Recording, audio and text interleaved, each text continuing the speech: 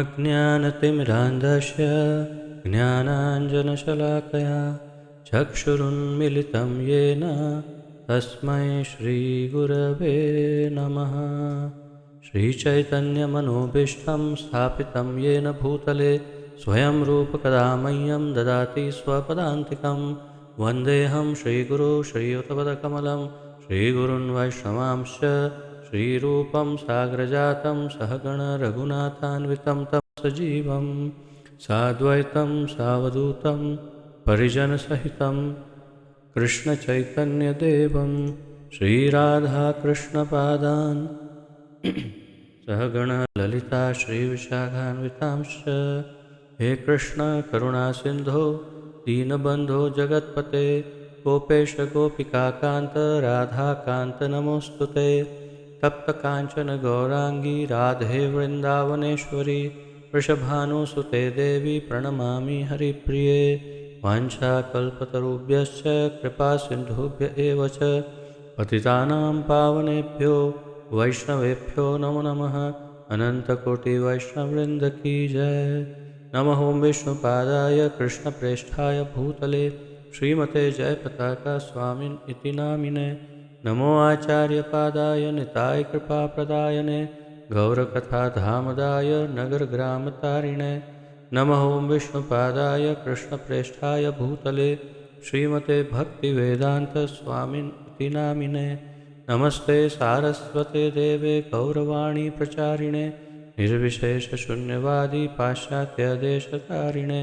जय श्री कृष्ण चैतन्य प्रभु नित्यानंद श्री अद्वैत गदाधर श्रीवासादि गौरभक्तवृंद। हरे कृष्ण कृष्ण कृष्ण हरे हरे हरे राम राम राम हरे हरे। हरे कृष्ण कृष्ण कृष्ण हरे हरे हरे राम राम राम हरे हरे। हरे कृष्ण कृष्ण कृष्ण हरे हरे हरे राम राम राम हरे हरे।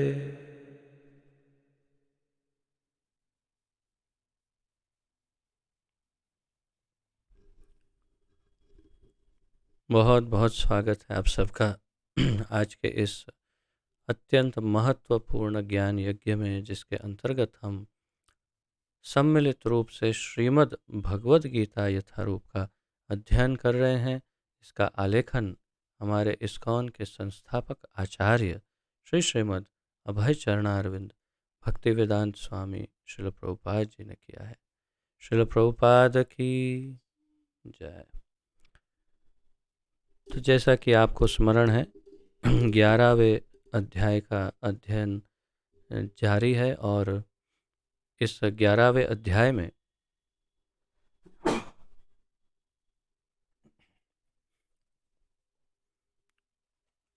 हम बिल्कुल अंतिम श्लोकों तक पहुंच गए हैं।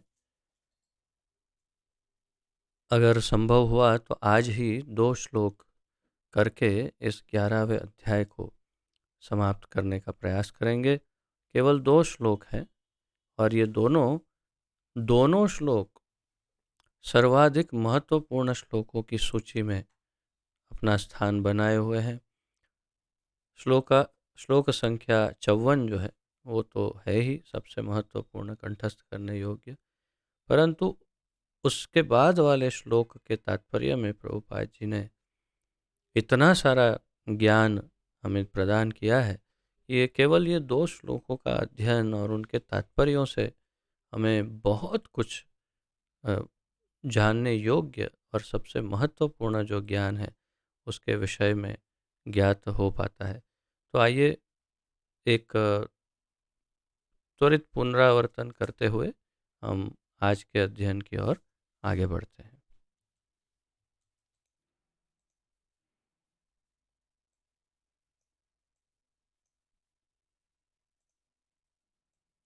तो हमने कल 50वें श्लोक से आगे अध्ययन किया था। 50वें श्लोक में संजय कहते हैं धृतराष्ट्र से, अर्जुन से इस प्रकार कहने के बाद भगवान कृष्ण ने अपना असली चतुर्भुज रूप प्रकट किया और अंत में दो भुजाओं वाला अपना रूप प्रदर्शित करके भयभीत अर्जुन को धैर्य बंधाया। अर्थात भगवान ने पहले चतुर्भुज रूप दिखाया और फिर तुरंत ही उन्होंने अपना वास्तविक दो भुजाओं वाला कृष्ण रूप, जिसमें पहले से ही थे वे, उस रूप में पुनः लौट आए। फिर अर्जुन ने 51वें श्लोक में कहना प्रारंभ किया, जब अर्जुन ने कृष्ण को उनके आदि रूप में देखा तो कहा, हे जनार्दन, आपके इस अतीव सुंदर मानवी रूप को देखकर मैं अब स्थिर चित्त हूँ। अब मेरा मन एकदम शांत हो गया है और मैंने अपनी प्राकृत अवस्था प्राप्त कर ली है। यानी जिस अवस्था में मैं था वैसा स्वाभाविक अवस्था में बिल्कुल मैं वापस आ गया हूँ। तात्पर्य, क्षमा करें, फिर उसके पश्चात 52वें श्लोक में 52 में भगवान कहते हैं, श्री भगवान ने कहा, हे अर्जुन, तुम मेरे जिस रूप को इस समय देख रहे हो, यानी दो भुजा वाले कृष्ण रूप को, उसे देख पाना अत्यंत दुष्कर है। यहाँ तक कि देवता भी इस अत्यंत प्रिय रूप को देखने की ताक में रहते हैं। देवता भी इस रूप को देखने की ताक में रहते हैं।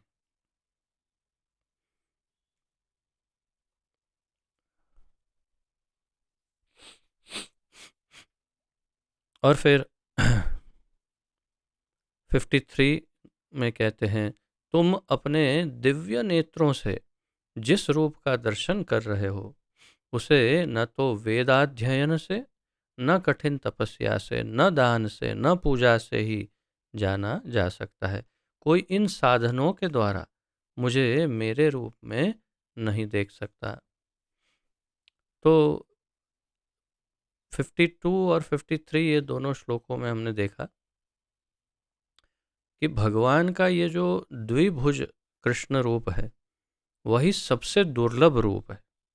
विश्व रूप तो फिर भी किसी को दिख भी सकता है और चतुर्भुज नारायण रूप भी अनेकों को दर्शन हो जाते हैं, लेकिन कृष्ण जो मूल रूप है, भगवान का स्वरूप है, स्वरूप, मूल रूप, वो सबको दर्शन नहीं होते। और इसीलिए ये इस श्लोक में भगवान कहते हैं, तुम अपने दिव्य नेत्रों से जिस रूप का दर्शन कर रहे हो उसे न तो वेदाध्ययन से, न कठिन तपस्या से, न दान से, न पूजा से ही जाना जा सकता है। कोई इन साधनों के द्वारा मुझे मेरे रूप में नहीं देख सकता। अर्थात किसी भी अवस्था में ज्ञान मार्ग या ध्यान मार्ग, यानी ध्यान योग या फिर कर्म योग के द्वारा भगवान को नहीं देखा जा सकता। और अब आ गए हम उस अत्यंत महत्वपूर्ण श्लोक पर, श्लोक संख्या 54, और आइए उसका उच्चारण करके फिर अध्ययन प्रारंभ करते हैं।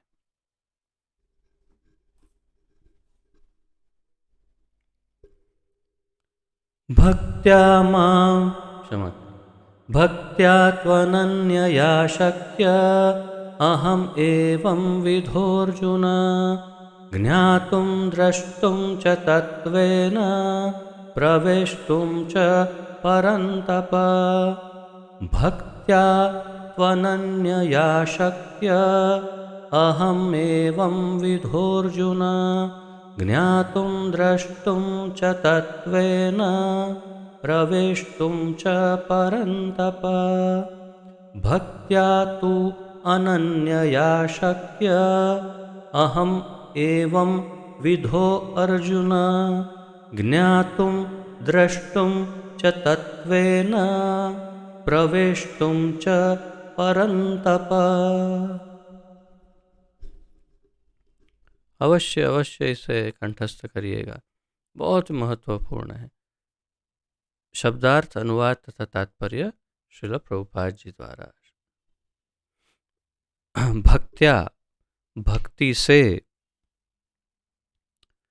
तू लेकिन अनन्यया, सकाम कर्म तथा ज्ञान से रहित, शक्य संभव, अहम मैं, एवं विधः इस प्रकार, अर्जुन हे अर्जुन, ज्ञातुम जानने, द्रष्टुम देखने, च तथा तत्वेन वास्तव में, प्रवेष्टुम प्रवेश करने, च भी, परंतप हे बलिष्ठ भुजाओं वाले। यहाँ पर कुछ मुझे गड़बड़ लग रही है। परंतप का क्या ट्रांसलेशन किया है, उसमें क्या है? Subduer of the enemy, right? So he has done a mistake, या तो प्रिंटिंग मिस्टेक है, या हिंदी में देखो।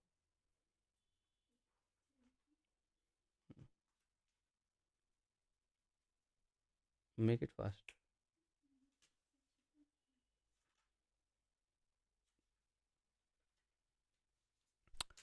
परंतप यानी वास्तव में उसका अर्थ होता है अपने शत्रुओं को तपाने वाला, या अपने शत्रुओं को हराने वाला, या उनका दमन करने वाला, उसे कहते हैं परंतप। परंतु मेरे सामने जो भगवत गीता है उसमें लिखा है बलिष्ठ भुजाओं वाले, तो मुझे लगता है ये, हाँ, तो ये निश्चित रूप से अनुवादक, हिंदी के जो अनुवादक है उनकी भूल है, क्योंकि अंग्रेजी में प्रभुपाद जी ने लिखा है जो दुश्मनों को हरा देता है वो।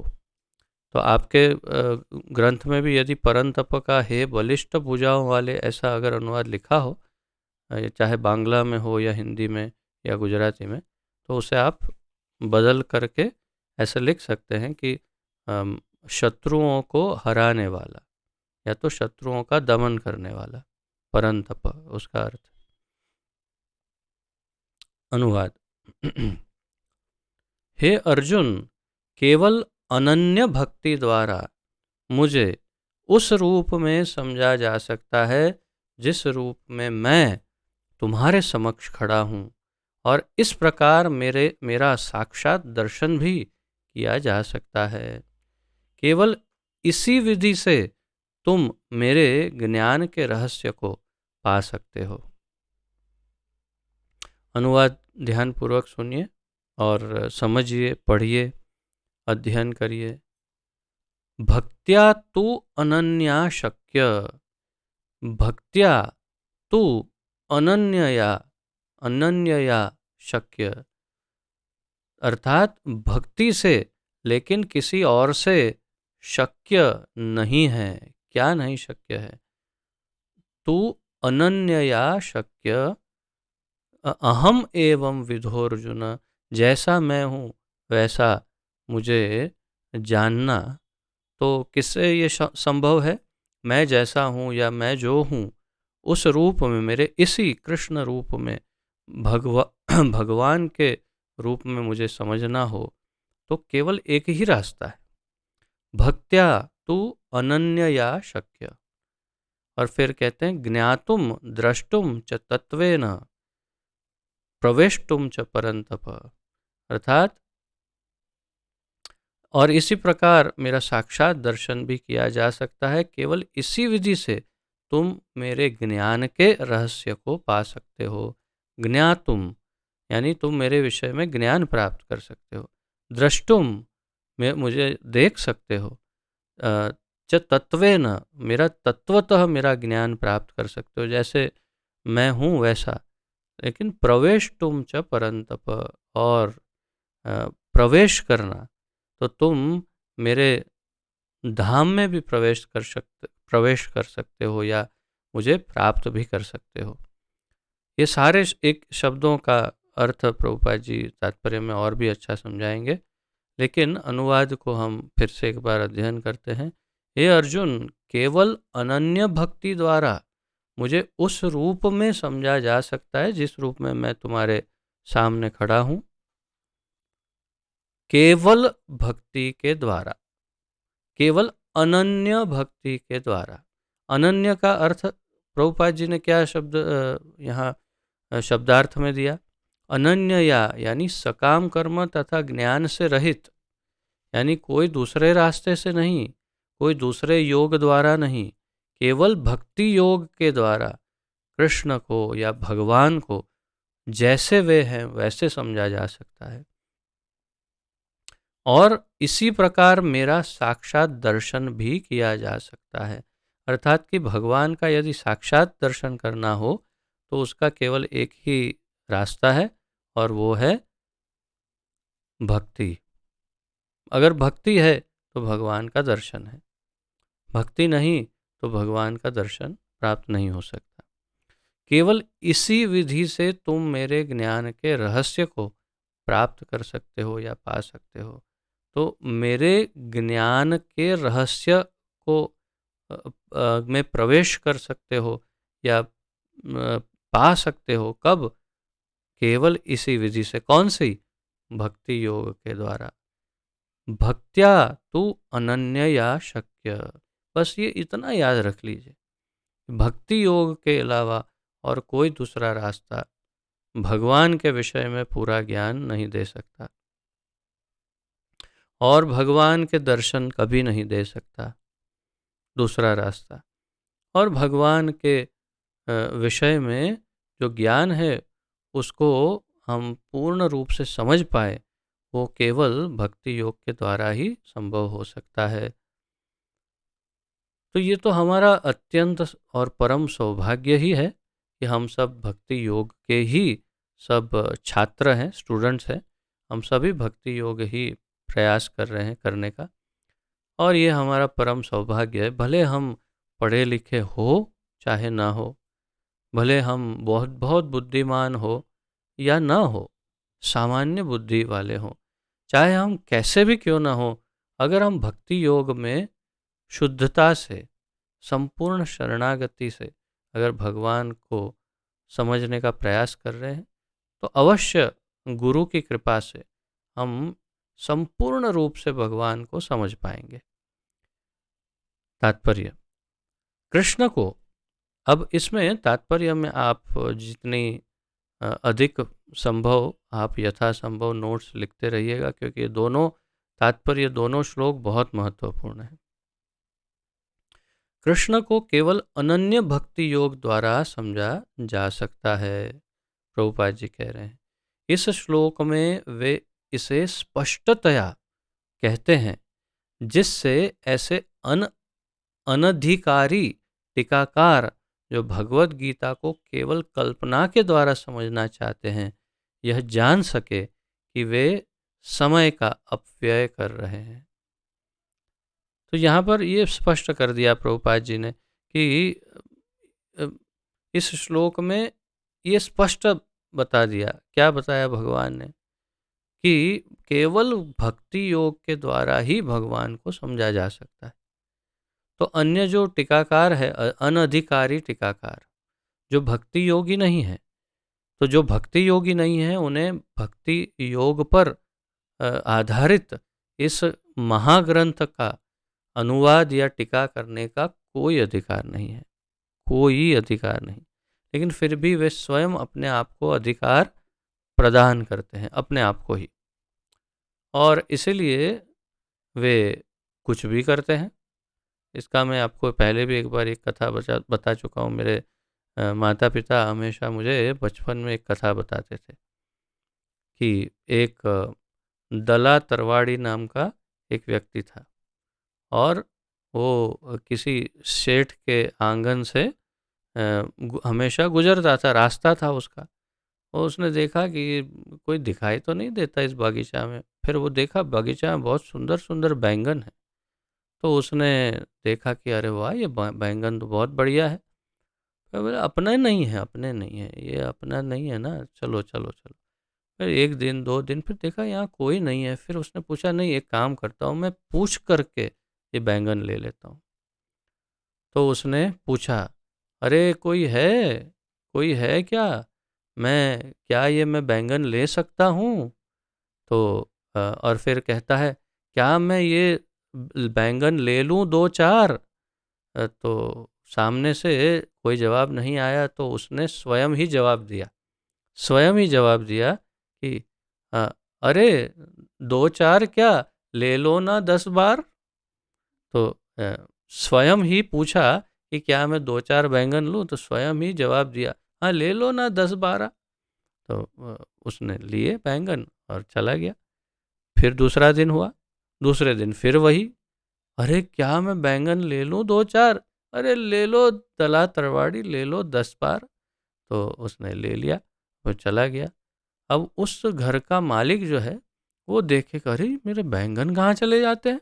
फिर उसने एक दिन सोचा कि अवश्य कोई चोर आता है। तो उसने दो लाठी वाले बड़े मुश्तंदे चौकीदारों को रखा और खुद भी छुप गया, उनको भी छुपा दिया। और दला आ गया वहाँ पर। उसने पूछा, ले लूँ क्या बैंगन 2-4? तो खुद ही जवाब दिया, अरे ले ले 10 बार। तो जैसे ही वो बैंगन लेने गया, एकदम से वो दोनों चौकीदार आ गए, वो सेठ आ गया, उसने पकड़ लिया। और फिर सेठ ने पूछा कि अरे अरे चोर पकड़ा गया, क्या इसको मारे लाठी 2-4? तो फिर खुद ही जवाब दिया, अरे मारो ना 10 बार। और फिर जो पीटा उसको, जो पीटा, और उसके अकल जो है वो ठिकाने ला दी इस प्रकार। तो ये जो अनुवादक है ना, ये बिल्कुल उसी दला तरवाड़ी की हूबहू शक्ल है समझो। वो पूछते हैं, क्या मैं इस भगवत गीता का अनुवाद कर दूं? अरे करो ना महात्मा, आप तो सबसे बड़ा महात्मा हो, आप ही करो करो, और कौन करेगा। अपने आप को ही परमिशन दे देते हैं। और फिर लिखते हैं, क्या लिखेंगे, जो अंदर भरा होगा भेजे में कचरा वही निकालेंगे, और क्या देंगे। तो इसलिए भगवान को कल्पना, या तो उनका काल्पनिक रूप, या तो ब्रह्म में से पुरुष बने हैं ऐसा कुछ रूप, या तो महान आत्मा, या कुछ न कुछ डालते हैं। इसलिए वो अनअधिकारी टीकाकार कहे जाते हैं, प्रभुपाद जी लिख रहे हैं।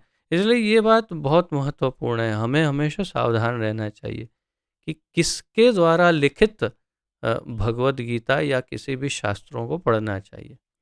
केवल उन्हीं के द्वारा जो अधिकारी है, अधिकृत है, जो परंपरा से अधिकृत हुए हैं, वही मान्यता केवल परंपरा से ही प्राप्त होनी चाहिए। अपने आप दला तरवाड़ी के जैसे अपने खुद को ही परमिशन जो दे दे, ऐसे लोगों के ग्रंथों को कभी नहीं पढ़ना चाहिए, अन्यथा सर्वनाश हो सकता है। जैसे महाप्रभु कहते हैं, मायावादिर भाष्य सुनिले हय सर्वनाश। अगर मायावादी का भाष्य सुन लिया तो सर्वनाश हो सकता है। अब आगे सुनते हैं प्रभुपाद जी क्या कह रहे हैं। प्रभुपाद जी कहते हैं, कोई यह नहीं जान सकता कि वे किस प्रकार चतुर्भुज रूप में माता के गर्भ से उत्पन्न हुए। कल ही मैं आपसे निवेदन कर रहा था कि माता के गर्भवती तो थी माता, लेकिन गर्भ से अचानक चतुर्भुज रूप में प्रकट हो गए, और वो भी फुल फॉर्म में, पूर्ण रूप में, विकसित रूप में। और फिर उसी में से 2 भुजा वाले हो गए, उसी में से एक छोटा बच्चा बन गया। तो कोई ये नहीं जान सकता कि किस प्रकार चतुर्भुज रूप में माता के गर्भ से उत्पन्न हुए और फिर तुरंत ही 2 भुजा वाले रूप में बदल गए। ये बातें न तो वेदों के अध्ययन से समझी जा सकती है, न दार्शनिक चिंतन द्वारा। अतः यहाँ पर स्पष्ट कहा गया है कि न तो कोई उन्हें देख सकता है और न इन बातों का रहस्य ही समझ सकता है।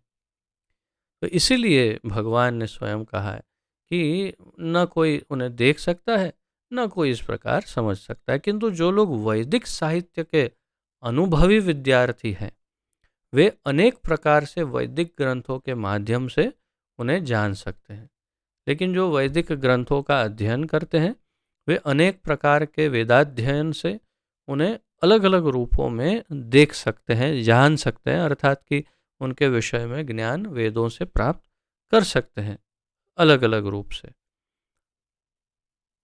इसके लिए अनेक विधि विधान हैं और यदि कोई सचमुच उन्हें जानना चाहता है तो उसे प्रामाणिक ग्रंथों से उल्लेखित विधियों का पालन करना चाहिए। यदि कोई वास्तव में सीरियस है, गंभीर है, भगवान को जानना है, भगवान के बारे में पूर्ण रूप से जानकारी प्राप्त करनी है, भगवान को समझना है, उनसे रिश्ता बनाना है, तो उसे क्या करना होगा? तो उन्हें विविध विधि विधान है, अनेक विधि विधान है और यदि कोई सचमुच उन्हें जानना चाहता है तो उसे प्रामाणिक ग्रंथों में उल्लेखित विधियों का पालन करना चाहिए। अर्थात कि वैधि भक्ति की बात कर रहे हैं प्रभुपाद जी। भक्ति में दो मुख्य मार्ग हैं, एक है भागवत विधि और एक है वैधि भक्ति या जिसे कहते हैं अर्चन विधि। तो अर्चन मार्ग और एक है भागवत मार्ग। तो भागवत मार्ग जो है उसमें भाव का प्राधान्य है, इसमें भाव जो है सबसे प्रमुख है और अर्चन विधि में विधि विधानों का प्राधान्य है। अब कोई ये कहे कि हमारे लिए क्या ज़्यादा महत्वपूर्ण है, तो यहाँ जैसे प्रभुपाद जी ने कहा कि प्रामाणिक शास्त्रों में, ग्रंथों में जो विधियाँ बताई है उसका पालन करना चाहिए यहाँ पर कहा। तो आप सोचें हाँ तो ठीक है, हम सारे शास्त्रों का ठीक से पालन करके विधि के अनुसार सब भगवान की सेवा अर्चना आदि करेंगे, लेकिन उतना पर्याप्त नहीं है। भागवत विधि न होने पर भाव कैसे प्रकट होगा, प्रेम, कृष्ण प्रेम कैसे जागृत होगा? तो कोई कह सकता है कि तो फिर केवल भागवत विधि से करते हैं, फिर कोई विधि विधान की क्या ज़रूरत है, माला फेरने की क्या ज़रूरत है, जैसे आजकल के लोग एकदम आसानी से बोल देते हैं, अरे ये माला फेरने की क्या ज़रूरत है? तो हाँ भाई, ऐसा सोच सकते हैं कि हाँ तो हम केवल भागवत विधि से भगवान की भक्ति करेंगे, उसमें भाव ही तो प्रकट करना है। उसमें भागवत का अध्ययन होगा और भजन होगा, कीर्तन होगा। तो ये माला फेरना और भगवान की मूर्ति की सेवा करना आदि ये सब की क्या आवश्यकता है? प्रभुपाद जी कहते थे कि ये दोनों रेल की पटरी के समान है, दोनों मार्ग बिल्कुल साथ साथ ही चलने चाहिए हमेशा। भागवत विधि और वैधि भक्ति या तो जिसे अर्चन विधि कहते हैं, दोनों साथ साथ चलने चाहिए। दोनों ही महत्वपूर्ण है, अवश्य ही, निश्चित रूप से, निस्संदेह भागवत विधि अधिक महत्वपूर्ण है, उसमें भाव है भगवान के प्रति। परंतु वैधि भक्ति हमारे लिए जरूरी है ताकि हम प्रैक्टिस कर सके कि भगवान की कैसे सेवा की जाए। भगवान की सेवा की प्रैक्टिस के लिए हमें अर्चन विधि की आवश्यकता होती है, प्रभुपाद जी कह रहे हैं। तो यहाँ पर प्रभुपाद जी कह रहे हैं कि अनेक शास्त्रों में, प्रामाणिक शास्त्रों में उल्लेखित विधियों का पालन करना चाहिए। वह इन नियमों के अनुसार तपस्या कर सकता है, तो हमें तपस्या भी करनी चाहिए इन नियमों के अनुसार। तो मैंने आपको एक दो दिन में शायद बताया था कि तपस्या के कुछ उदाहरण, कि कैसे तपस्या कर सकते हैं। जैसे कि सामने आपके सामने गोलगप्पे रखे हो, पानी पूरी रखी हो और फिर उसके अंदर आपने मसाला भर दिया, रस भर दिया, चटनी डाल दी, ऊपर धनिया पत्ता डाला, सब मसालेदार एकदम पानी पूरी तैयार, और फिर आप उसके सामने बैठ जाओ देखते हुए। कोई आके पूछे हाँ क्या हुआ, मैं तपस्या कर रहा हूँ, ये पानी पूरी इतना जल्दी नहीं खाऊंगा, थोड़ी देर तक मैं बस उससे मैं अपने आप को अलग रखने का प्रयास कर रहा हूँ। तो ऐसे नहीं होगी तपस्या, इस प्रकार नहीं होने वाली। तो तपस्या कैसे करनी है उसके नियम भी हमें इन शास्त्रों से और गुरु से पता करने चाहिए। उदाहरणार्थ कठिन तपस्या के हेतु वह क्या कर सकता है, प्रभुपाद जी अब स्वयं बता रहे हैं।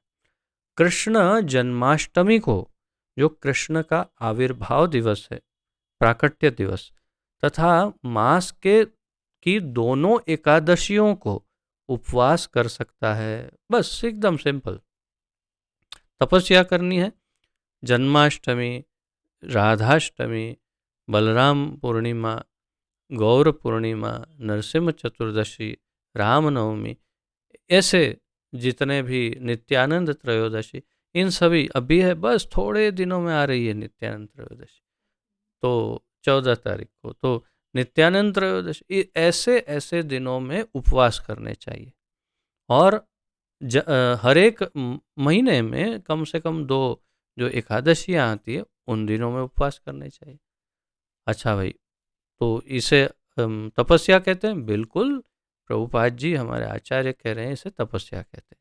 तो कैसे करनी चाहिए? साबूदाना, मोरैया, फिर वो क्या बोलते हैं उसको, राजगिरा, फिर आलू के चिप्स, सींगदाना, फिर लौकी और पनीर की सब्जी, और साबूदाना के वड़ा, खिचड़ी, और फिर खीर, फिर लगभग 20-25 आइटम, ज़्यादा नहीं, इतनी आइटम बना के बढ़िया चकाचक एकदम घी वी के साथ और दबा के खाओ, और ये हो गई आपकी तपस्या एकादशी की। तो ये वाली तपस्या नहीं। तो एकादशी का अर्थ, प्रभुपाद जी कहते हैं कि एकादशी का अर्थ ही है निर्जल, यानी कि उस दिन जल भी ना पिया जाए। लेकिन फिर भी यदि कोई बीमार है या इनके शरीर में इतनी क्षमता नहीं, तो जल पी के करे। अच्छा, जल पीकर भी अगर कोई ऐसी बीमारी है कि नहीं रहा जा सकता, तो फिर दूध और फल खा सकता है। वो भी नहीं हो सकता है तो फिर ये जितनी आइटमें गिनवाई है वो भी बना सकता है। लेकिन वो बिल्कुल अंत में जब सहन नहीं हो रहा हो शरीर से, शरीर में कोई ऐसी बीमारियां हो, तो लेकिन ये निश्चित रूप से तपस्या तो नहीं है। तपस्या का अर्थ है उस दिन भूखा रहा जाए और जल भी ना पिया जाए, या कम से कम केवल अगर अधिक से अधिक जल पिया जाए और उपवास रखा जाए। ऐसे एकादशियाँ करनी चाहिए, और ऐसे ही जन्माष्टमी और राधाष्टमी, ये सारे जितने भी हमारे आविर्भाव, तिरोभाव दिवस हमारे आचार्यों के, भक्तों के, वैष्णवों के, उन सब में इसी प्रकार उपवास करना चाहिए। इसे तपस्या कहते हैं। प्रभुपाद जी ने एक उदाहरण दिया कि तपस्या किसे कहते हैं। हाँ, वो वाला नहीं जो 20-25 आइटम बना के तैयार इंतज़ार करे एकादशी कब आएगी, अरे क्या मस्त मस्त बनाने में, उस दिन तो क्या आइटम बनती है हमारे वहाँ, वाह मज़ा आ गया। तो वो वाली एकादशी तपस्या नहीं होती। और प्रभुपाद जी कहते हैं आगे, जहाँ तक दान का संबंध है, यह बात साफ है कि उन कृष्ण भक्तों को यह दान दिया जाए जो संसार भर में कृष्ण दर्शन को या कृष्ण भावनामृत को फैलाने में लगे हुए हैं। ये बात स्पष्ट है कि किसे दान दिया जाए, उन कृष्ण भक्तों को ये दान दिया जाए। क्यों? जो संसार भर में कृष्ण दर्शन या कृष्ण भावनामृत को फैलाने में लगे हुए हैं। तो आपको डोनेशन देना है, दान देना है, देना चाहिए, यह हमारा फर्ज है, धर्म है, ये नियम भी है शास्त्रों का कि हम हर एक व्यक्ति को कुछ न कुछ दान अवश्य देना चाहिए। तो वो दान किसे दिया जाए? तो कृष्ण भक्त को दिया जाए, जो इस संसार में कृष्ण भक्ति को फैलाने का प्रयास कर रहा है। कृष्ण भावनामृत मानवता के लिए वरदान है, प्रभुपाद जी बता रहे हैं। रूप गोस्वामी ने भगवान चैतन्य की प्रशंसा परम दानवीर के रूप में की है, क्योंकि उन्होंने कृष्ण प्रेम का मुक्त रीति से विस्तार किया, जिसे प्राप्त कर पाना बहुत ही कठिन है। महाप्रभु को सबसे बड़ा दानवीर बताया रूप गोस्वामी ने। रूप गोस्वामी ने क्या कहा? नमो महावदान्याय कृष्ण प्रेम प्रदायते। नमो महावदान्याय अर्थात जो सबसे दयालु, जो सबसे बड़े दानवीर है, वे ऐसे दयालु दानवीर को मैं नमस्कार करता हूँ। क्यों ये सबसे बड़े दानवीर है? क्यों इनसे बड़ा कोई और दानी नहीं? ऐसा क्या उन्होंने दे दिया? ऐसा कितना धन दे दिया? तो कहा कृष्ण प्रेम प्रदायते।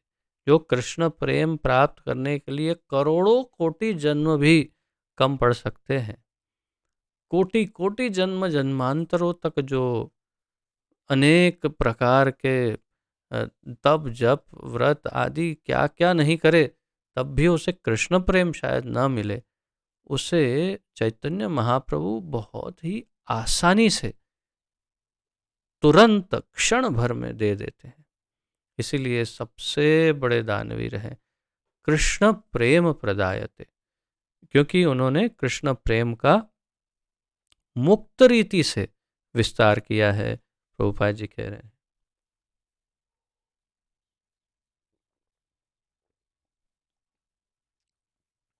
जिसे प्राप्त कर पाना बहुत कठिन है।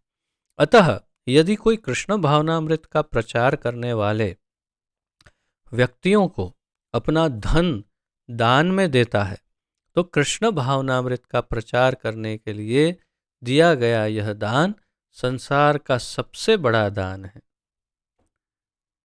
इसे आप अवश्य अंकित कर सकते हैं अपने नोट में। इस संसार का सबसे बड़ा दान क्या हो सकता है? एक तो पहले ही बता दिया, कृष्ण प्रेम किसी को देना, लेकिन हम कृष्ण प्रेम तो नहीं दे सकते, तो फिर क्या करना चाहिए? यदि कोई कृष्ण भावना अमृत का प्रचार करने वाले व्यक्ति को, यानी कृष्ण भक्ति फैलाने वाले व्यक्ति, प्रचारक को कोई अपना दान, धन दान में देता है, तो कृष्ण भावनामृत का प्रचार करने के लिए दिया गया यह दान संसार का सबसे बड़ा दान है, प्रभुपाद जी कह रहे हैं। और यदि कोई मंदिर में जाकर विधि पूर्वक पूजा करता है, भारत के मंदिर में सदा कोई ना कोई मूर्ति, सामान्यतया विष्णु या कृष्ण की मूर्ति रहती है, प्रभुपाद जी लिखते हैं। तो यह भगवान की पूजा करके तथा उन्हें सम्मान प्रदान करके उन्नति करने का अवसर होता है। तो प्रभुपाद जी ये भी कह रहे हैं कि यदि कोई मंदिर में जाके विधि पूर्वक पूजा करता है, तो वो भी भगवान के प्रति उन्हें सम्मान प्रदान करके धीरे धीरे उन्नति कर सकता है। नवसिखियों के लिए भगवान की भक्ति करते हुए मंदिर पूजा अनिवार्य है, जिसकी पुष्टि श्वेताश्वतर उपनिषद के 6 अध्याय के 23वें श्लोक में हुई है। तो ये अब प्रभुपाद जी नवसिखिया यानी नया नया भक्ति सीखने वाला, हम में से कोई है क्या नवसिखिया? आप बता सकते हैं कि हम में से कोई नवसिखिया है? जो अपने आप को नवसिखिया समझता हो, हाथ ऊपर करें। आपको आश्चर्य होगा कि जो दीक्षित भक्त है उसी ने हाथ ऊपर किया है। और हाँ, अब सारे दीक्षित भक्त के ही हाथ ऊपर हो रहे हैं, और जितने भी वास्तव में नवसिखिया है उसमें से एक आध दो बस हाथ ऊपर कर रहे हैं। बाकी सब अभी भी ये सोच रहे कि हम तो अभी पुराने हो गए बहुत, हमको भक्ति आ गई, सब आ गया हमको, तो अभी हम कहाँ नव सीखी है। हाँ हाँ, अब रह रहे के हेमंत जी को भी याद आ गया। तो अब बस हो गया। अब लोअर करिए हैंड, सब अपना हैंड लोअर बटन दबा दीजिए। और तो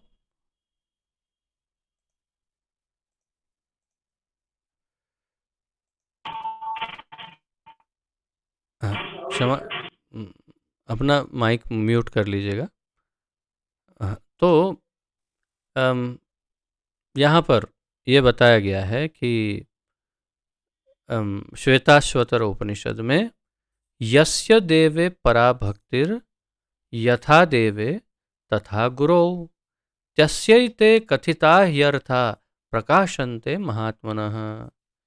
यस्य देवे परा भक्ति, जिसमें भगवान के लिए अविचल भक्ति भाव होता है और जिसका मार्गदर्शन गुरु करता है।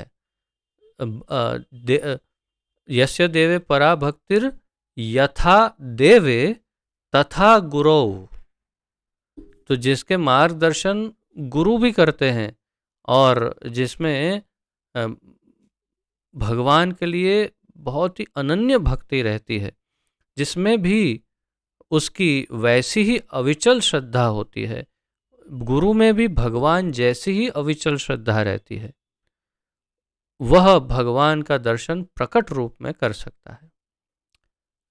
फिर से देखिए, जिसमें भगवान के लिए अविचल भक्ति भाव है, भगवान के लिए अविचल, जो विचलित ना हो, सीधा एकदम पूर्ण भक्ति भाव कृष्ण के लिए हो, और जिसका मार्गदर्शन गुरु करते हैं, जिसमें भी उसकी वैसी ही अविचल श्रद्धा हो, अर्थात कि उसके गुरु में भी कृष्ण जैसी ही अविचल श्रद्धा भी हो, वह भगवान का दर्शन प्रकट रूप में कर सकते हैं। प्रकाशन्ते महात्मनः।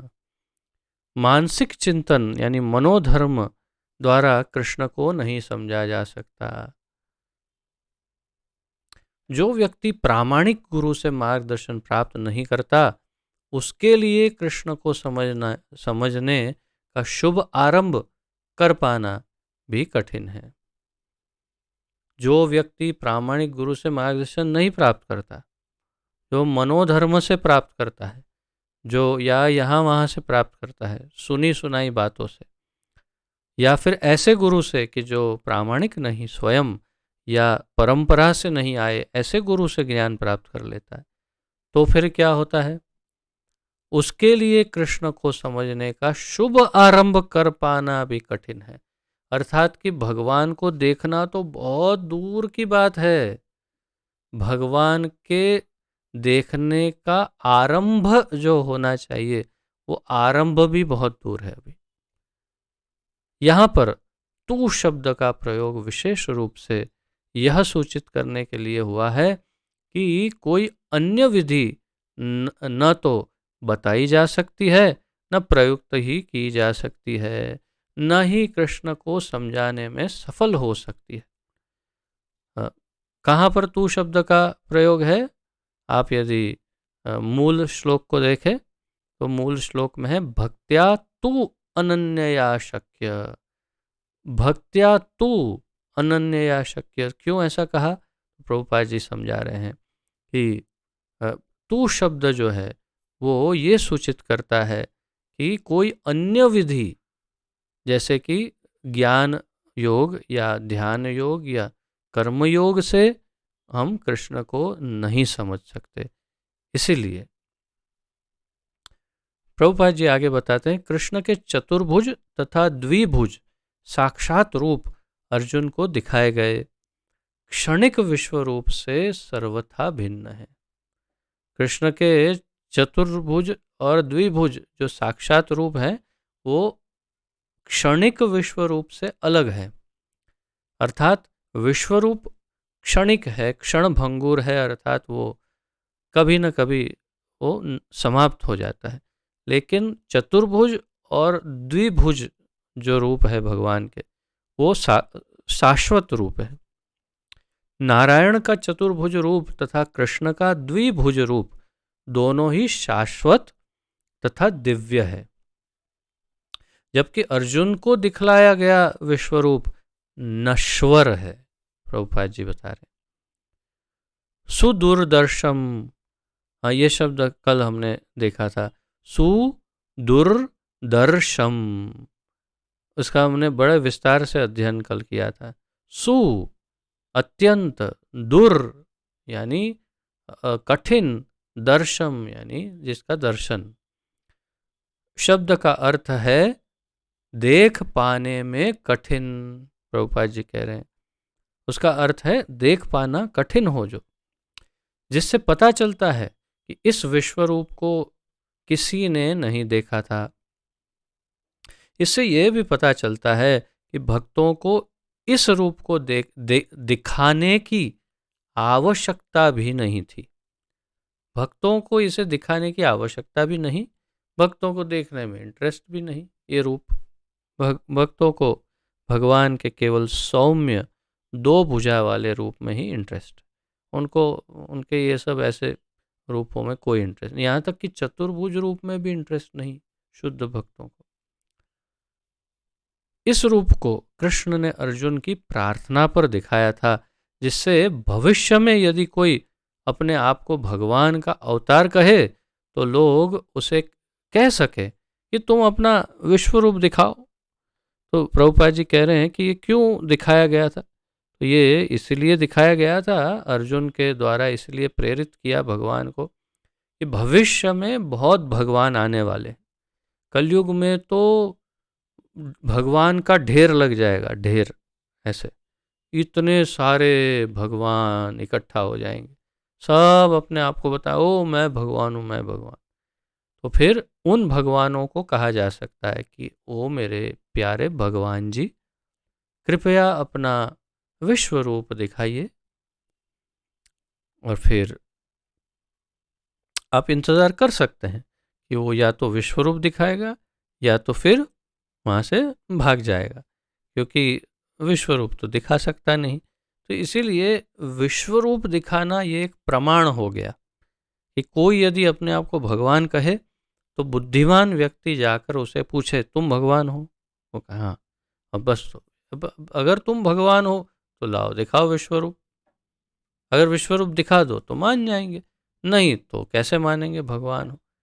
ये बात, इसके लिए ये विश्व रूप दिखाया गया। प्रभुपाद जी कहते हैं पिछले श्लोक में न शब्द की पुनरुक्ति सूचित करती है कि मनुष्य को वैदिक ग्रंथों के पांडित्य का गर्व नहीं करना चाहिए, उसे कृष्ण की भक्ति करनी चाहिए, तभी वह भगवद गीता की टीका लिखने का प्रयास कर सकता है। तो किसी को भी प्रभुपाद जी कह रहे हैं वैदिक ग्रंथों के पांडित्य का गर्व नहीं करना चाहिए। बहुत सारे लोग ऐसे भी हैं जो वेद पाठी होते हैं, द्विवेदी, त्रिवेदी, चतुर्वेदी और स्मार्त ब्राह्मण, ये ब्राह्मण वो, और बहुत सारे ज्ञान, बहुत सारा ज्ञान अर्जित करते हैं। विशेष रूप से यदि आप दक्षिण भारत में जाएं, साउथ इंडिया में, तो साउथ इंडिया में वहाँ की संस्कृति ही कुछ ऐसी है कि जो ब्राह्मण परिवार है वो अत्यंत निपुण होते हैं वेद पठन पाठन में, और उनके पास ज्ञान भी काफ़ी रहता है शास्त्रों का। तो वे फिर अपना पांडित्य भी प्रदर्शित कर सकते हैं, लेकिन ऐसा नहीं करना चाहिए। प्रभुपाद जी कह रहे हैं पांडित्य पे गर्व नहीं होना चाहिए, उसे कृष्ण की भक्ति करनी चाहिए, तभी वह भगवद गीता की टीका लिखने का प्रयास कर सकता है। तब फिर वो, जब उसका गर्व ना हो और फिर भी वो पंडित हो, तब वो भगवद गीता पर टीका लिखने का प्रयास कर सकता है। प्रभुपाद जी कह रहे हैं कृष्ण विश्वरूप से नारायण के चतुर्भुज रूप में और फिर अपने सहज द्विभुज रूप में परिणत होते हैं। इस घटनाक्रम में यदि आप देखें तो सबसे पहले विश्वरूप दिखाया, फिर चतुर्भुज और फिर द्विभुज रूप। इससे यह सूचित होता है कि वैदिक साहित्य में उल्लेखित चतुर्भुज रूप तथा अन्य रूप कृष्ण के आदि द्विभुज रूप से ही उद्भूत हैं। इससे क्या सूचित होता है कि जो वैदिक साहित्यों में चतुर्भुज नारायण रूप का वर्णन है और अन्य जितने रूप हैं वो सारे कृष्ण में से उत्पन्न होते हैं। आदि रूप यानी सबसे पहला रूप जो है वो द्विभुज, दो भुजा वाला रूप है, उसी से सब कुछ उत्पन्न होता है। वे समस्त उद्भवों के उद्गम है, अर्थात सारे के सारे रूप अवतार जितने भी हैं वो सबके मूल कृष्ण है। कृष्ण इनसे भी भिन्न है। निर्विशेष रूप की कल्पना का तो कुछ कहना ही नहीं। अर्थात प्रभुपाद जी कह रहे हैं कि कृष्ण ये विश्व रूप, चतुर्भुज, इन सब से भी अलग है, उन सब से भी भिन्न है। तो फिर निर्विशेष रूप की जो कल्पना करते हैं उसका तो फिर क्या कहना, वो तो भगवान से दूर दूर उसका संबंध है। यानी कि भगवान का वो केवल ब्रह्म तेज है, बाह्य शरीर का तेज। जहाँ तक कृष्ण के चतुर्भुजी रूपों का संबंध है, यह स्पष्ट कहा गया है कि कृष्ण का सर्वाधिक निकट चतुर्भुजी रूप जो महाविष्णु के नाम से विख्यात है और जो कारणार्णव में शयन करते हैं तथा जिनके श्वास तथा प्रश्वास में अनेक ब्रह्मांड निकलते हैं एवं प्रवेश करते हैं, भी भगवान का अंश है। ये ब्रह्म संहिता में कहा गया है 5वें अध्याय के 48वें श्लोक में। यस्यैक निश्वसित कालमथावलंब्य यस्यैक निश्वसित कालम अथावलंब्य जीवन्ति लोम विलजा जगदण्डनाथाः विष्णुर्महान् स इह यस्य कला विशेषो गोविंदम आदिपुरुषम तमहम भजामि। क्या कहा गया है, पहले जो पढ़ा वो फिर रिपीट करते हैं। प्रभुपाद जी कहते हैं जहां तक कृष्ण के चतुर्भुजी रूपों का संबंध है, ये स्पष्ट कहा गया कि सर्वाधिक निकट चतुर्भुजी रूप, भगवान के अनेक चतुर्भुज रूप हैं, उसमें 3 मुख्य है। एक है कारणोदक्षायी विष्णु या कारणार्णवक्षायी विष्णु, और दूसरे हैं गर्भोदक्षायी विष्णु, और तीसरे क्षीरोदक्षायी विष्णु। उदक यानी जल, क्षीर यानी दूध, फिर कारण समुद्र में जो कारणार्णव, अर्णव अर्थात समुद्र, तो कारण अर्णव में जो सोते हैं सबसे पहले चतुर्भुजी रूप है भगवान के, और वो महाविष्णु के नाम से जाने जाते हैं। तो प्रभुपाद जी कहते हैं जो महाविष्णु के नाम से विख्यात है और जो कारण समुद्र में शयन करते हैं तथा जिनके श्वास प्रश्वास में अनेक ब्रह्मांड निकलते हैं और प्रवेश करते हैं, वो भी भगवान के अंश है। ये भी भगवान के, महाविष्णु जब एक सांस छोड़ते हैं तो उनके शरीर में से एक ब्रह्मांड उत्पन्न होता है, उसमें ब्रह्मा जी प्रकट होते हैं, 100 वर्ष जीते हैं ब्रह्मा जी, सारी सृष्टि का सर्जन सब कुछ होता है, और फिर ब्रह्मा जी की मृत्यु होती है, और वो ब्रह्मांड जब भगवान महाविष्णु सांस अंदर लेते हैं तो ब्रह्मांड उनके शरीर में फिर से विलीन हो जाता है। वो महाविष्णु भगवान कृष्ण के अंश है।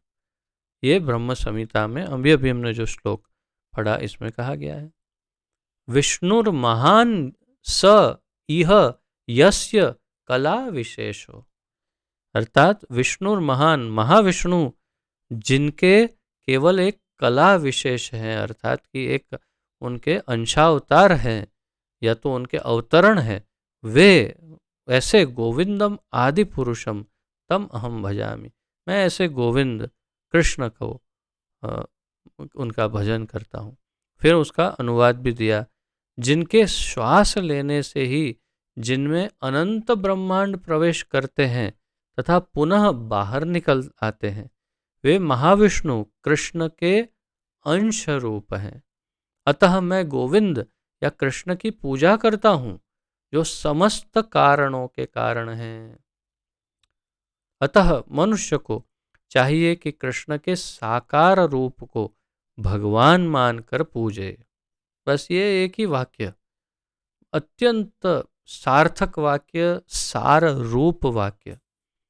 प्रभुपाद जी कहते हैं इसीलिए मनुष्य को चाहिए कि कृष्ण के साकार रूप को भगवान मानकर पूजे।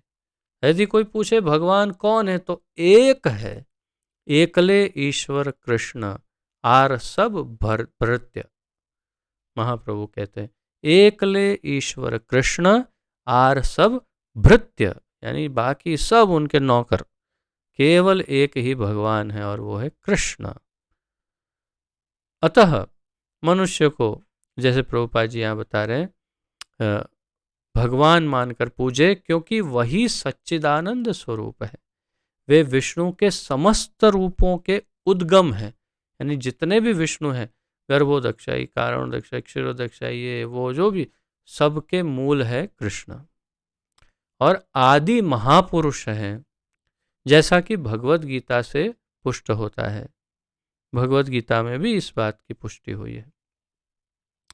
गोपाल तापनी उपनिषद प्रथम अध्याय के प्रथम श्लोक में निम्नलिखित कथन आया है। गोपाल तापनी उपनिषद है जो 108 उपनिषद है, उनमें से गोपाल तापनी उपनिषद, उसमें पहला ही श्लोक है, सच्चिदानंद रूपाय कृष्णाया क्लिष्ट कारिणे नमो वेदांत वेद्याय गुरवे बुद्धि साक्षिणे। मैं कृष्ण को प्रणाम करता हूँ जो सच्चिदानंद स्वरूप है। मैं उनको नमस्कार करता हूँ क्योंकि उनको जान लेने का अर्थ है वेदों को जान लेना। अतः वे परम गुरु हैं। गोपाल तापनी उपनिषद में क्या कहा पहले श्लोक में? मैं कृष्ण को प्रणाम करता हूँ जो सच्चिदानंद स्वरूप है। मैं उनको क्यों नमस्कार करता हूँ? क्योंकि उनको जान लेने का अर्थ है सारे वेदों को जान लिया और वे ही परम गुरु हैं। उसी प्रकरण में कहा गया है और इसमें ही तीसरे श्लोक में, गोपाल तापनी उपनिषद के तीसरे श्लोक में कहा गया है, कृष्णो वै परमम दैवतम। कृष्णो वै परमम दैवतम, यानी कृष्ण भगवान है, वही परम है, भगवान है। एको वशी सर्वगः कृष्ण इड्यः, वह कृष्ण भगवान है और पूज्य है। वही कृष्ण भगवान भी है और पूज्य भी है। और फिर आगे कहा, एको अपि सन बहुधा यो वभाति, एको अपि सन बहुधा यो वभाति। कृष्ण एक हैं किंतु वे अनंत रूपों तथा अंश अवतारों के रूपों में प्रकट होते हैं। ये 21वां श्लोक है गोपाल तापनी उपनिषद। एक है कृष्ण लेकिन अनंत अंश और अवतारों में, रूपों में प्रकट होते हैं, नारायण रूप में, विभिन्न प्रकार के अवतार में। ब्रह्म संहिता के पहले श्लोक का कथन है, ईश्वर परम कृष्ण सच्चिदानंद विग्रह अनादिरादिर्गोविंद सर्व कारण कारणम। भगवान तो कृष्ण है जो सच्चिदानंद स्वरूप है। उनका कोई आदि नहीं है क्योंकि वे प्रत्येक वस्तु के आदि हैं। वे समस्त कारणों के कारण भी हैं। भगवान कौन है? कृष्ण, जो सच्चिदानंद स्वरूप है, जिनका शरीर सत चित आनंद का है और उनका कोई आदि नहीं, उनसे पहले कोई नहीं है। पहले कौन था? भगवान। जैसे चतुश्लोकी भागवत में कहते हैं भगवान, अहमेवा समेवाग्रे नान्यद्यत् सदसत्परम पश्चादहम पश्चादहम वशिष्येत यो पश्चादहम यो वशिष्येत सोऽस्म्यहम। तो अहम एवा समयवाग्रे और पश्चात अहम, यानी समय के पहले कौन था? मैं। और समय के बाद कौन होगा? मैं ही। अर्थात कृष्ण सबसे मूल है, आदि है, उनसे पहले कोई नहीं है, क्योंकि वे प्रत्येक वस्तु के आदि हैं, वे समस्त कारणों के कारण भी हैं। अन्यत्र भी कहा गया है, दूसरे ग्रंथों में कहा गया है, यत्रावर्तिणम कृष्णाख्यम परमम ब्रह्म नराकृति।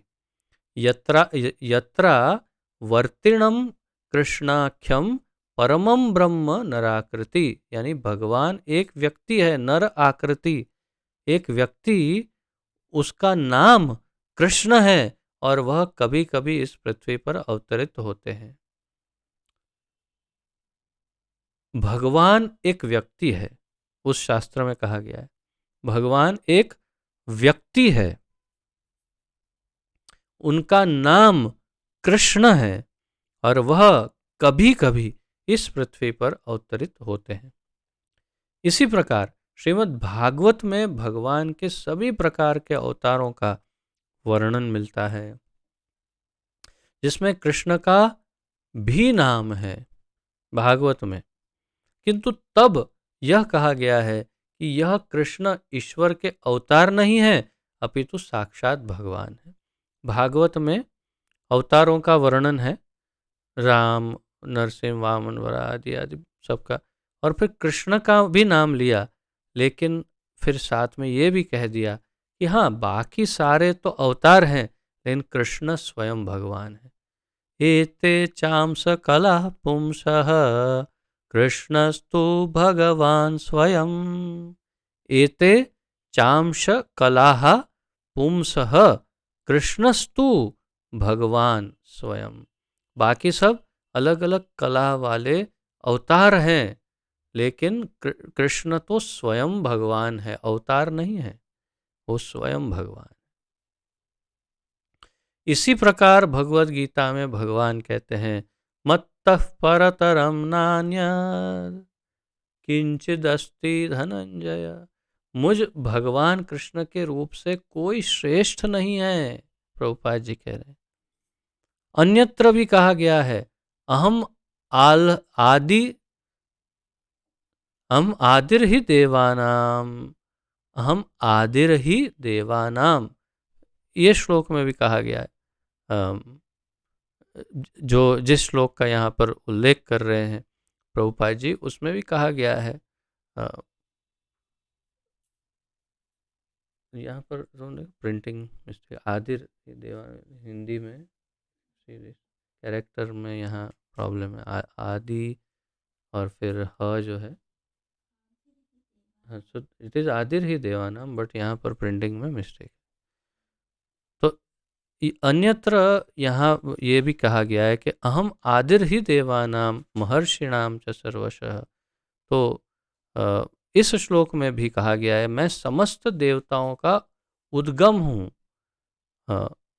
सभी देवता मुझसे उत्पन्न होते हैं, भगवान कहते हैं महर्षिणाम च सर्वशः, सभी ऋषि सब मुझसे उत्पन्न होते हैं, राइट। और मुझे कोई नहीं जानता है, मैं किसी के द्वारा भी ज्ञेय नहीं हूँ और मैं सभी का मूल हूँ। फिर आगे कहते हैं,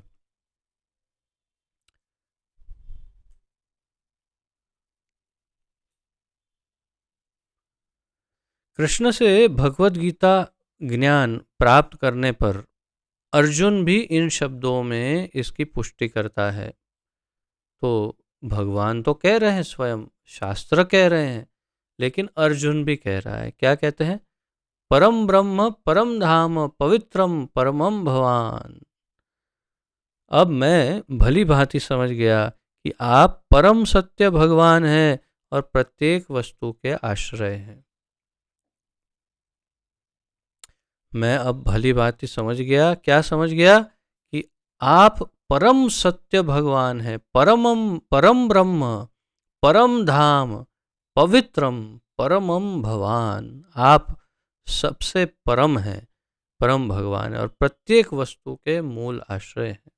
अतः कृष्ण ने अर्जुन को जो विश्व रूप दिखलाया वह उनका आदि रूप नहीं है। जैसे बहुत लोग समझते हैं कि ये विश्व रूप जो है वो मूल भगवान का रूप है, बाकी का जो कृष्ण का रूप है या तो नारायण है वो सब उसी विश्व रूप से आता है, ऐसा सोचते हैं अपने आप। उन्हें कोई बोलता नहीं है, वो अपने आप ऐसे सोचते हैं और वो गलत सोचते हैं, क्योंकि मूल भगवान कृष्ण है। उनसे सब रूप और स्वरूप, जो भी अवतार विस्तार, सब उनसे प्रकट होते हैं। मूल दो हाथ वाले कृष्ण वो मूल भगवान है। आदि रूप तो कृष्ण रूप है। हजारों हाथों तथा हजारों सिरों वाला विश्व रूप तो उन लोगों का ध्यान आकृष्ट करने के लिए दिखलाया गया है जिनका ईश्वर से तनिक भी प्रेम नहीं है। उनके लिए ये विश्व रूप दिखाया, इनको कृष्ण के लिए या भगवान के लिए कोई प्रेम नहीं है। सामान्यतः किसी को भी भगवान के लिए प्रेम नहीं होता है। कोई भी व्यक्ति हो, कोई भी व्यक्ति भगवान से प्रेम नहीं करता है।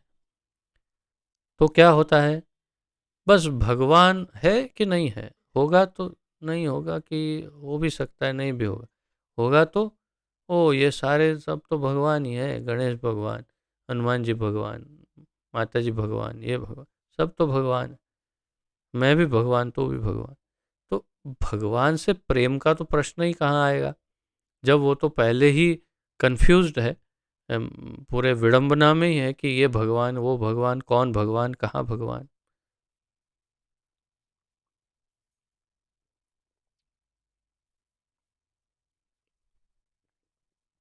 इसीलिए भगवान से प्रेम जिन्हें नहीं होता, उन्हें ये समझाने के लिए कि पहले ये तो समझो भगवान का कौन है, तो उसके लिए भगवान ने ये विश्व रूप दिखाया।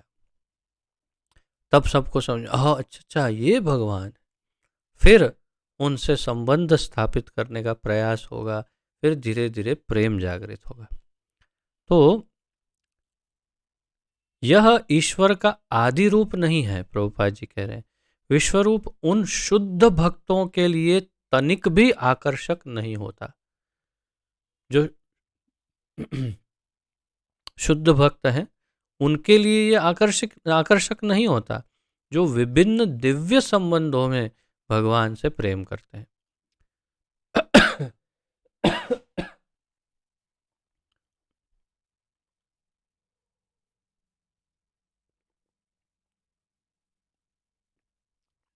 जो विभिन्न दिव्य रूपों में भगवान से प्रेम करते हैं, जिनका भगवान के साथ कोई दिव्य संबंध होता है, जैसे जैसे कि सख्य रूप, सख्य भाव, कोई मित्र की तरह कृष्ण से यदि प्रेम करता है, उनसे संबंध है, जैसे अर्जुन, या वृंदावन में श्री दामा, या आदि कितने मधुमंगल और कितने सारे यहाँ, उनमें से कोई, या तो फिर कोई उनको अपने बच्चे की तरह प्रेम करता है, जैसे यशोदा मैया या देव की मैया इत्यादि।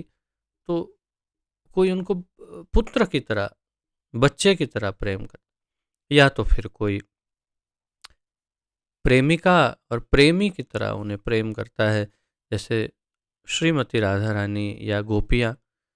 तो इनमें से किसी भी को यदि आप विश्व रूप दिखाओ तो उनको इतना भी इंटरेस्ट नहीं होगा, इतना भी नहीं, बिल्कुल कोई रुचि नहीं, क्योंकि उनको तो भगवान से प्रेम है। उनको ऐसे भयानक विकराल रूपों में कोई भी तनिक भी रुचि नहीं होती। प्रभुपाद जी कह रहे हैं, विश्वरूप उन शुद्ध भक्तों के लिए तनिक भी आकर्षक नहीं है, जो भगवान से प्रेम करते हैं। भगवान अपने आदि कृष्ण रूप में ही प्रेम का आदान प्रदान करते हैं। और फिर दूसरी बात यह भी है कि दूसरे किसी रूपों में भगवान प्रेम का आदान प्रदान भी नहीं करते। विश्वरूप अब किससे प्रेम करें बताओ? विश्वरूप प्रेम करने जाए भी तो उनसे प्रेम करने जाएगा कौन? और जैसे ही मुंह खोलते आग निकलती है और सीधे अंदर सबको खा जाते हैं। तो फिर ऐसे में उनसे प्रेम कैसे किया जाए भाई? कोई प्रेम करने जाएगा तो भी डरेगा ना, अरे बाबा मुंह तो बंद करो पहले, ऐसे प्रेम कैसे करेंगे आपसे? तो तात्पर्य यह है कि किस रूप में प्रेम किया जाए। नरसिंह देव का रूप जब प्रकट हुआ, वही जो महालक्ष्मी हमेशा सदैव नारायण के ही साथ रहती है, वो महालक्ष्मी को कहा कि अरे आपके पति देव। बोला कौन, किधर है, किधर? ये सामने। बोले ना किधर है, मुझे नहीं दिख रहे हैं, मेरे पति ऐसे नहीं है बाबा, ये कौन है? मुझे मुझे ये पता नहीं है कौन है। ऐसे थोड़ी दूर चली जाती है महालक्ष्मी, बोलते प्रहलाद तुम जाओ, तुम आगे आगे तुम जाओ। ऐसे नरसिंह रूप में भी महालक्ष्मी मैया पीछे हो जाती है, वो उनके सामने नहीं जा पाती। ब्रह्मा जी नहीं जाते, शिव जी नहीं जाते, प्रहलाद को आगे कर देते हैं। तब फिर इसमें प्रेम का आदान प्रदान कैसे हो पाएगा? एकदम से सबके साथ नहीं हो सकता। तात्पर्य यह है कि चतुर्भुज नारायण स्वरूप में भी प्रेम माधुरी जिसे कहते हैं, वो गुण उनमें भी नहीं। केवल कृष्ण ही प्रेम का आदान प्रदान करते हैं, प्रभुपाद जी बता रहे हैं। अतः कृष्ण से घनिष्ठ मैत्री भाव से संबंधित अर्जुन को यह विश्वरूप तनिक भी रुचिकर नहीं लगा। जो उनका बेस्ट फ्रेंड है, फास्ट फ्रेंड जिसे कहते हैं, घनिष्ठ मित्र, वैसा घनिष्ठ मित्र अर्जुन, उसको कैसे विश्वरूप अच्छा लगेगा? उसको तो अपने मित्र के रूप में भगवान अच्छा लगता है, तो इसलिए उसको जरा भी रुचिकर नहीं लगा ये रूप। उतना ही नहीं, अपितु उसे भयानक लगा, ये रूप उसे भयानक भी लगने लगा। कृष्ण के चीर सखा अर्जुन के पास अवश्य ही दिव्य दृष्टि रही होगी। प्रभुपाद जी अब वही जो पिछले श्लोक में दिव्य दृष्टि की बात हुई थी, या तो फिर अनुवाद में जहाँ दिव्य दृष्टि की बात कही थी प्रभुपाद जी ने, उसका वर्णन यहाँ कर रहे हैं प्रभुपाद जी कि क्यों प्रभुपाद जी ने अनुवाद में ये लिखा कि तुमने अपनी दिव्य दृष्टि से जो देखा। तो यही प्रभुपाद जी बता रहे हैं कि अवश्य ही उसके पास दिव्य दृष्टि रही होगी, नहीं तो वो कृष्ण के इस द्विभुज रूप को भी उसके दर्शन करके उनके साथ प्रेम या सख्य भाव का आदान प्रदान नहीं कर सकता था। इसलिए प्रभुपाद जी कह रहे हैं वह भी कोई सामान्य व्यक्ति नहीं था अर्जुन, इसलिए वह विश्व रूप से मोहित नहीं हुआ, उससे आकर्षित नहीं हुआ। यह रूप उन लोगों को भले ही अलौकिक लगे जो अपने आप को सकाम कर्मों द्वारा ऊपर उठाना चाहते हैं, किंतु भक्ति में रत व्यक्तियों के लिए तो दो भुजा वाले कृष्ण का रूप ही अत्यंत प्रिय है। तो जो कृष्ण को एक भक्त के रूप में प्रेम करते हैं, जो उनकी भक्ति कर रहे हैं, जो उनकी आराधना कर रहे हैं, उनके लिए तो ये दो भुजा वाला रूप, और उसमें विशेष रूप से जो चार संबंधों से उनसे जुड़े हुए हैं, दास्य भाव या दास्य रस, सख्य रस, वात्सल्य रस और माधुर्य रस, इसमें जो उनसे जुड़े हैं, उनके लिए तो बिल्कुल ही विश्वरूप में कोई इंटरेस्ट नहीं उन्हें। वे तो केवल दो भुजा वाले सामान्य कृष्ण को ही प्रेम कर, उसमें भी जो माधुर्य रस वाले हैं, माधुर्य भाव वाले, वो तो द्वारकाधीश कृष्ण को भी प्रेम नहीं करते। जो माधुर्य भाव में है वो तो केवल वृंदावन विहारी नंद नंदन श्याम सुंदर यशोदा नंदन कृष्ण जो है, उसी को, उस ग्वालिया कृष्ण गोपाल कृष्ण को ही वे प्रेम करते। वो मथुरा वासी मथुरा बिहारी कृष्ण या तो द्वारिकाधीश कृष्ण को भी प्रेम नहीं करते। उसमें ऐश्वर्य भाव आ जाता है, इसलिए वो उन्हें प्रेम के योग्य नहीं लगता। वे केवल सादा सीधा एक ग्वालिया जो है उस रूप में कृष्ण को प्रेम करते।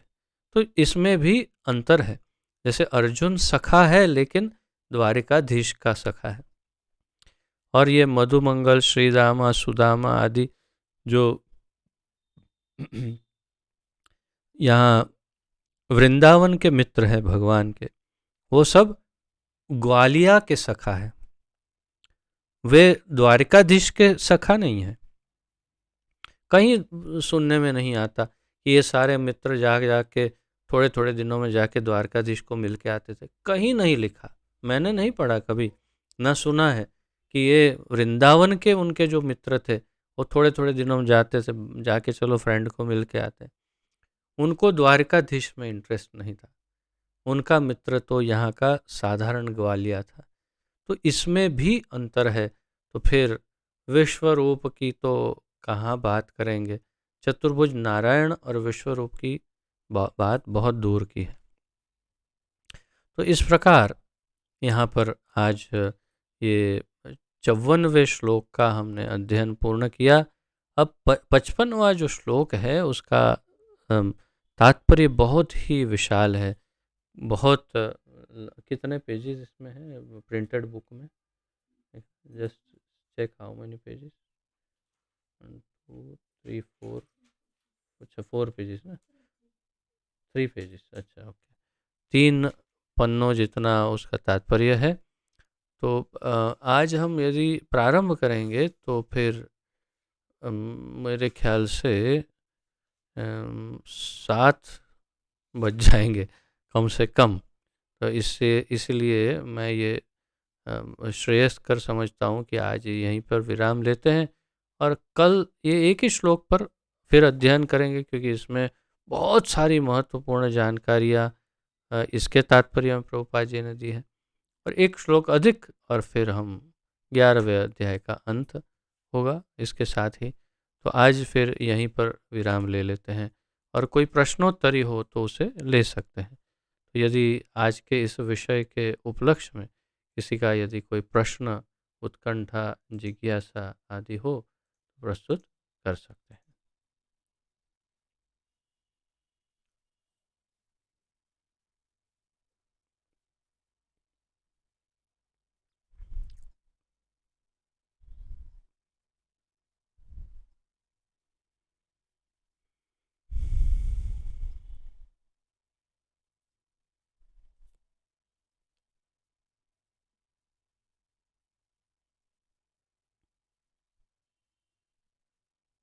ठीक है, यदि किसी का कोई प्रश्न नहीं तो फिर यहीं पर विराम लेते हैं और कल फिर 55वें श्लोक का अध्ययन प्रारंभ करेंगे। आप फिर पढ़ के आइए तो और भी अधिक स्पष्ट हो जाएगा जब हम चर्चा करेंगे तब।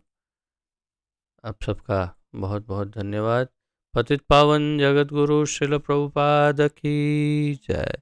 पतित पावन गुरुदेव की जय। निताय गौर प्रेमानंदे। हरि हरि बोल। आप सबके चरणों में दंडवत प्रणाम तथा बहुत बहुत धन्यवाद। हरे कृष्णा।